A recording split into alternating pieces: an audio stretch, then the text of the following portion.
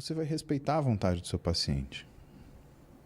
Às vezes você quer, né, a gente fica ansioso porque, por mais que a gente não tenha uma bola de cristal e possa falar para o nosso paciente o que vai acontecer se algo, né, não sair do jeito ideal, até porque não tem ideal, né, Sérgio?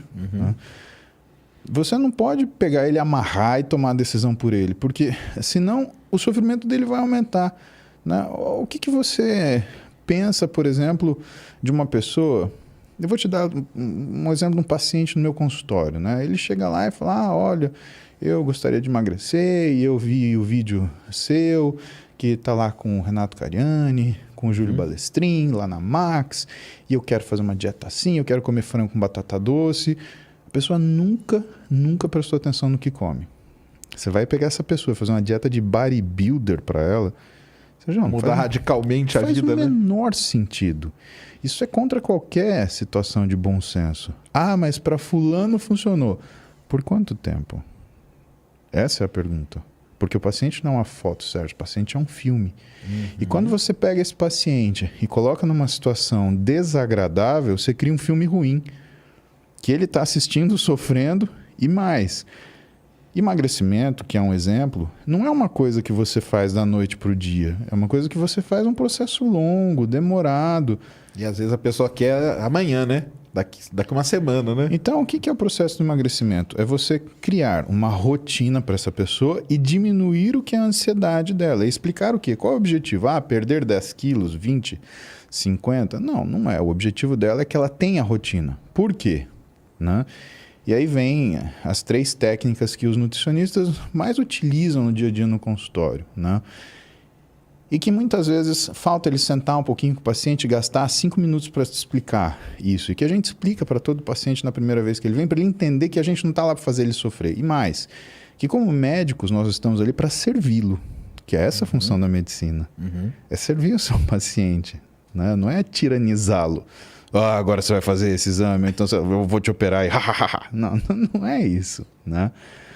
E essas 3 coisas são super simples. E as pessoas decidem começar com a coisa mais difícil do mundo, né? Que é restrição calórica. E que nessa restrição calórica envolve uma outra coisa que também é terrivelmente difícil, que é monotonia alimentar. Então eu vou tirar a caloria e vou comer tudo frango com batata doce.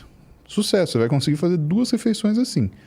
Depois você vai querer se atirar de uma ponte, porque isso não é vida. Vai dar um outro problema, né, na pessoa, né? Com certeza. Né? E essas 3 coisas basicamente são, em primeiro lugar, janela alimentar. Né? Você organizar o que é a sua vida. Por quê? Aí tem estudo do indiano, um cara chamado Panda, que ele estudou o que são os relógios biológicos. E o que ele percebeu? Que quando você pegava um ratinho e tirava o núcleo supraquiasmático dele, que é uma região do nosso cérebro, que nota, por exemplo, o que é dia e o que é noite, ele perdia a noção do horário de comer. Com certeza. E o ratinho, ele normalmente começa a comer a hora que clareia o dia e para de comer a hora que a noite chega. Então ele come durante o dia. E ele tem uma janela aproximada alimentar, sempre respeitando esse tipo de intervalo. O ratinho sem o núcleo supraquiasmático, ele come o tempo inteiro.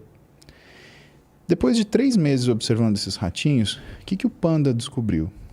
Que com a mesma caloria, o ratinho que come ao longo do dia inteiro, ele engorda. E o ratinho que mantém aquela janela alimentar, ele simplesmente não muda o peso dele. O que você começa a entender? Porque eu sempre fiz isso na minha vida. Não, você não sempre fez isso. Quando você morava na casa da sua mãe, você acordava às 7 da manhã para ir para a escola, ela te dava café. Meio-dia você chegava da escola, você almoçava. Aí, às 6 da tarde, ela ia te pegar pela orelha na cara do seu amiguinho para te dar o jantar. E aí, no máximo, ela te dava um copo de leite antes de dormir e você dormia. E você comia pizza, bolo, você comia estrogonofe, você comia lasanha, você comia macarronada. De domingo, então, você comia macarronada que você queria deitar na mesa, se fosse o caso, de tanto que você comia. E você não engordava. Mas é porque o metabolismo era rápido. Negativo.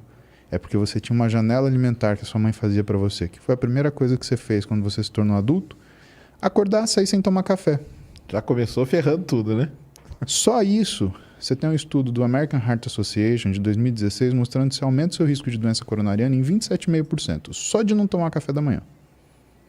Cara, é muita coisa. Aí, que hora você vai almoçar? Meio-dia? Não, 3 da tarde. A hora que der, né? É a famosa hora que der, né? Exatamente. 4 da tarde. Ou você vai fazer um jantoço, né? E aí você vai chegar na sua casa e você vai enrolar, vai fazer isso, vai fazer aquilo, e de repente vai vir aquela fome, Sérgio, que você vai misturar feijão, arroz, macarrão, bolo de cenoura com peixe frito e filé mignon com, sei lá, se tiver água sanitária gelada, você vai tomar, né? E isso já é a primeira coisa que a gente desorganiza na fase adulta. Desregulariza tudo, né? E o nosso organismo, ele é bom, ele briga com isso durante um tempo, durante alguns anos. Chega uma hora, né, como o organismo ele é montado com base em sistemas de comporta, que ele não aguenta mais sustentar o que é essa resistência, esse estímulo nocivo. E você começa a ganhar peso, ganha peso, ganha peso, ganha peso. Segunda coisa, fracionamento alimentar. Isso é uma coisa muito legal de... Aí nessa janela aí, Claro. é que entra o lance do tal do Jejum intermitente. intermitente. É Então, isso?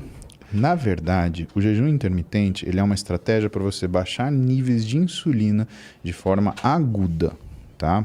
Já vou te falar porque que isso é importante, mas antes de falar isso, o que é bom separar? Boa parte do que faz o jejum intermitente funcionar é a janela alimentar, não o jejum.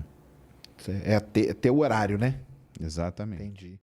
Não existem aplausos na natureza, porque não há ego que sobreponha a sobrevivência, estando à frente para assumir os riscos ou, por último, para garantir a segurança.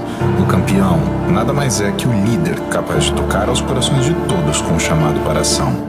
Eu posso. Vou seguir, vou lutar, desistir, nem pensar, prosseguir, perseguir, o sonho vou alcançar. A dor não venceu, eu venci mais um dia. A fênix renasceu das próprias cinzas, entre batalhas e guerras vividas.